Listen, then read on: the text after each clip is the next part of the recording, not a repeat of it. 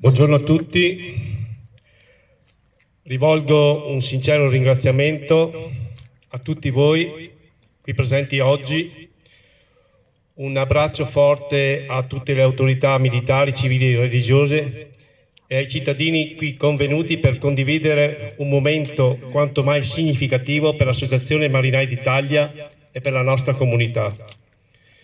Essendo l'inaugurazione della via intitolata ai marinai, l'occasione per celebrare quegli ideali di coraggio, intraprendenza, spirito di sacrificio e di abnegazione, di rigore morale e di solidarietà che da sempre contraddistinguono la Marina italiana e l'Associazione Marinai d'Italia.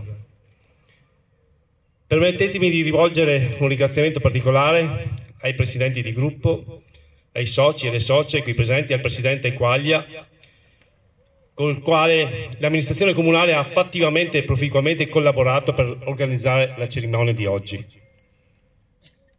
La Marina e le associazioni sono custodi della storia, delle gloriose tradizioni marinare e dello spirito del marinaio.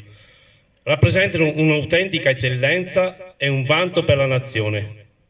L'autorevolezza, l'affidabilità e la credibilità dell'Italia nel mondo sono il risultato anche dello straordinario e encomiabile contributo dei marinai.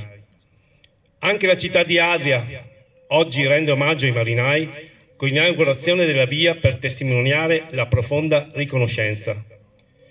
Il mio commosso pensiero va ai caduti in mare di tutte le epoche, ai marinai di ogni ordine e grado, militari e civili, donne e uomini che hanno perso la vita nell'adempimento del dovere, che hanno sacrificato la loro esistenza per garantire la sicurezza dei territori, per difendere le persone e i loro diritti, anteponendo l'amore per la patria e il senso del dovere alla propria incolumità. Che il loro esempio sia l'ispirazione alle generazioni più giovani. Con gli esempi ereditati dalle genti di mare possano costituire un solido riferimento per il loro futuro. Se la vita dei giovani fosse il mare e il faro, i principi a cui ispirarsi nei momenti in cui il mare è tormentato dalla tempesta, è sferzato dal vento, auguro ai ragazzi che le qualità dei marinai, quali ardimento, dedizione, audacia, capacità di tenere la barra dritta, di essere pronti a gestire ogni situazione e a trasformare le criticità in opportunità, siano il loro faro. Sono orgoglioso, in qualità di sindaco della città di Adria, la cui storia millenaria, tra l'altro, è strettamente legata al mare, di rendere omaggio alla professionalità, generosità, disponibilità, impegno, spesso silenzioso, e alla passione dei marinai. Viva i marinai, viva l'Italia!